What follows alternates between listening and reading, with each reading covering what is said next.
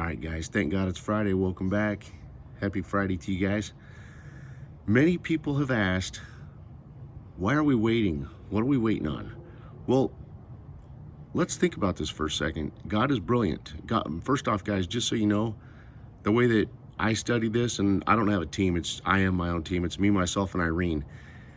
The way I study this is through both faith and facts. And since September of last year, we've reached almost 100% level of accuracy in this, in the intel that we've studied and that we've shared, okay? And this video is my opinion, should not be used for financial advice. I'm not a financial advisor, I'm not a fiduciary. So this video is to be used for entertainment purposes only. Okay, so let's do a quick review, guys. This will be mostly for the new people. There's quite a few new people. Okay, so many have asked through the whole time, why are we waiting? What are we still waiting on? Well, let's look at the time we're in, guys. You know, we're entering into another recession. God already trained us through one recession, 07, 08. God taught us to learn to do more with less. Now we're entering into possibly a worse recession, okay? Because now you have, back in 07, 08, you didn't have all the businesses shutting down. Now you have businesses forced to close and shut down, okay? So think about that carefully. Look at the tough economic challenge that we're entering into, okay? So in my opinion, that's why God has waited and delayed the rate change, to save the best for last, okay? And for these challenging times.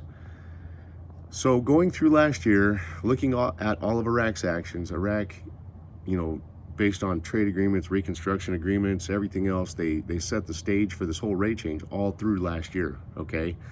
Iraq also came out telling us that they can only really, their central bank told us they can only change the rate at the beginning of a fiscal year, okay? And then they rolled out a temporary budget in January. What's significant about a temporary budget? Well, their traditional budgets and fiscal year went from January through December. So the 11 years that I've been in this, we've never seen them utilize a temporary budget, because the budgets would go from January through December. So they rolled out a temporary budget on January. That tells us, guys, that the primary budget is going to change to a new fiscal year and not cover that period of time. That's why they had to use a temporary budget to cover a period of time the primary budget won't cover. Okay, so they're telling us the main budget's actually not going to be starting in January, and they're going to a new fiscal year. Well, I did some in-depth research. Their historical fiscal years in the 1970s and 80s was actually April through March, identical to Kuwait's. That is why Kuwait changed their rate around the end of March, on March 24th of 1991, in preparation for Kuwait's new fiscal year starting in April, which ends in March, okay? So that's why Iraq is waiting, and that's why they've delayed everything, okay? And one of the things I stress to you guys is one of the red flags you would see when you know you're getting ready is that Iraq will reach a period of time where they have nothing left to do, and they're just, you know, there will be nothing for them to do. That's why they keep lying and playing political games. And right now, like almost 99% of the articles coming out are all lies. The only correct ones are really just the banking articles, okay? So that's, in my opinion, that's why everything's been delayed and waiting until now or soon. So that's that. Now that's the factual side. Let's talk about the faith side of this.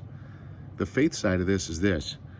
You know, back around, I think it was early to mid-February, God really put it on my heart at that point in time to really tear into the prophecy, because we were out of facts, to tear into the prophecy, because that was the perfect time. That was the start of the coronavirus, when it was in its, you know, beginning levels, that kind of thing. So I reached out and I put a huge emphasis on Kim Clement's, you know, the Dow reaching 20K. Many people told me, like, no, the Dow can't happen. And many people said that, you know, just, anyway, as you guys all see, the prophecy was 100% accurate, and it happened, and the Dow reached 20K. Now, I know some people came out and they're like, well, I didn't see the Dow reach 20,000 points exactly on the nose. And you're not going to, guys. That's not how prophecy works. Prophecy is not a precise precision tool, okay?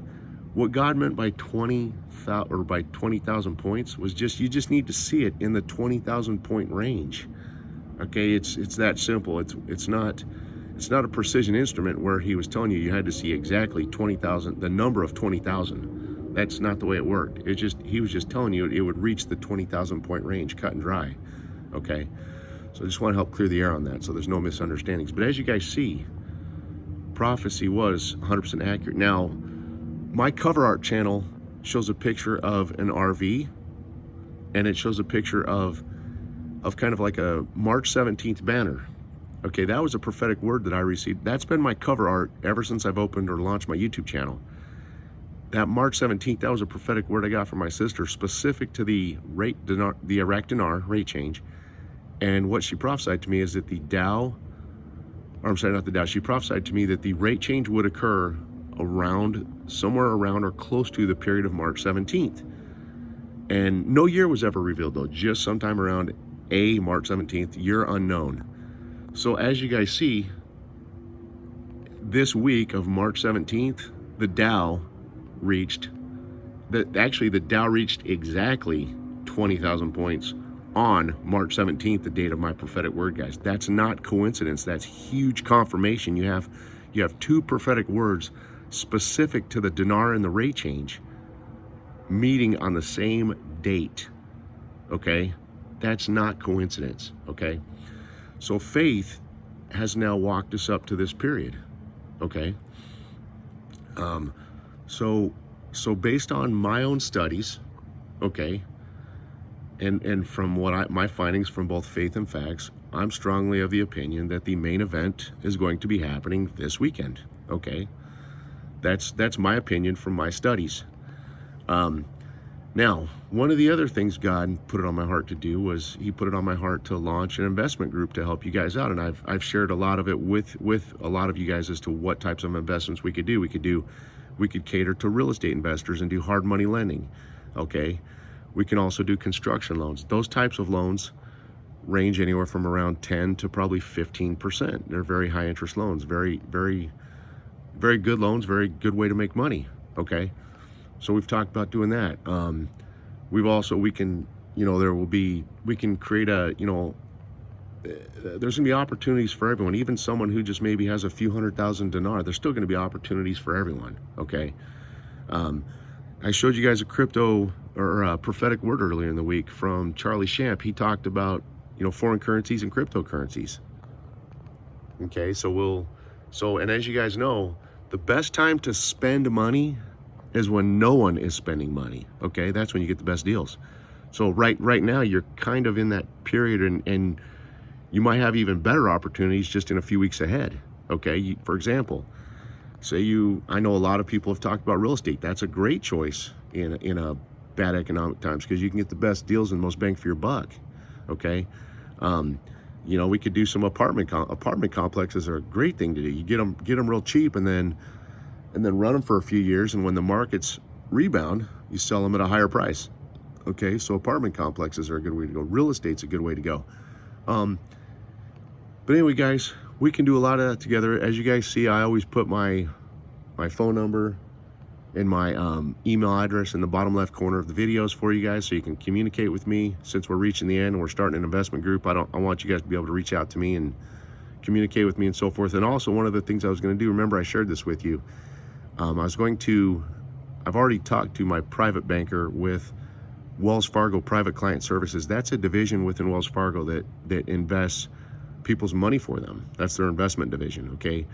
And I just asked him a generic question. It wasn't specific to the Iraq dinar. It was just a generic one. And I said, because you guys have to be careful how you ask questions right now. The banks are not going to ask you questions or answer questions related to the dinar. You have to wait till the rate changes for that. But I simply asked him, I just said, hey, if I was to come to you guys with a ton of foreign currency, okay, could you do an exchange for me at a cheaper fee than what the branches can do? And he said yes, because he said as long as you have more than enough money to justify it, we can exchange your foreign currency for you at a cheaper fee or cheaper rate than what the branches can do. So, and right now we're finding out typically branches will probably be around a 1% fee off the top. Okay, but Wells Fargo Private Client Services said they could actually do it for less. Okay, so anyway, I just want to share that with you. I'm going to try to put a, once the rate does change, I'm going to try to reach out to my banker and see if we can put like a group deal together. And you won't have to come to where I'm out of Arizona. You guys won't have to come to where I'm at to do it. You'll be able to do it where you're at. I'm just going to see if I can put a deal together. So anyway, guys, that's where we're at. I'm my own studies, my own research suggest to me we have a strong chance for the main event happening this weekend. So that's just from my own study zone. That's just my own opinion. So anyway, guys, God bless you guys. Have a great day. That's where we're at. And as you guys just saw, with general economics, anytime since last year, I was probably the only guru that put a huge emphasis with you guys just on the U.S. financial markets. I knew the U.S. financial markets would play a huge role in this, and I was actually incorrect, because I thought the Dow and some of the other markets would shoot up a little higher. Instead, they had an inverse reaction and they went down because of the coronavirus, and they put a correction in there to bring the markets down. But either way, I put a huge emphasis on the markets, and look at what the U.S. dollar did. The U.S. dollar shot up just yesterday morning. Now, one of the things, if you guys study general economics, what you would see is with general economics, countries' currencies are influenced and impacted by that country's economy. If the economy tanks, that will devalue the currency. Okay, if the economy strengthens, it will strengthen the value of the currency. The currency is influenced by what the economy's doing. Okay, so as you guys noticed, our U.S. economy right now is in the tanks.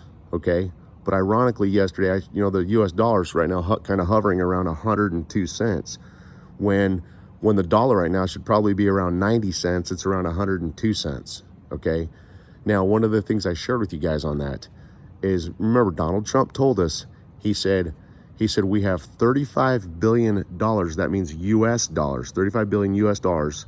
He said, of their money. What he's telling you in that statement is that we have $35 billion of Iraq's currency. Now, if you equate that, do the conversion math on that, that would tell you we have about 40 trillion Iraq dinar. Okay, now think about that for a second. Basel III standards say this. Basel III standards say that countries can back the value of their currency with precious metals and with other foreign currencies. So the dinar in our reserves is a foreign currency within our reserves. So we, the U.S., can use that to back the value of the U.S. dollar. As the dinar starts to strengthen, it will also strengthen the value of the U.S. dollar, because it's a large reserve that we have. Okay, so I just want to share that with you. And now, as in my opinion, as we feel we're approaching this finish line, the dollar is starting to strengthen. So I just wanted to share that with you guys. God bless you guys. Have a great day and have a great weekend. Take care.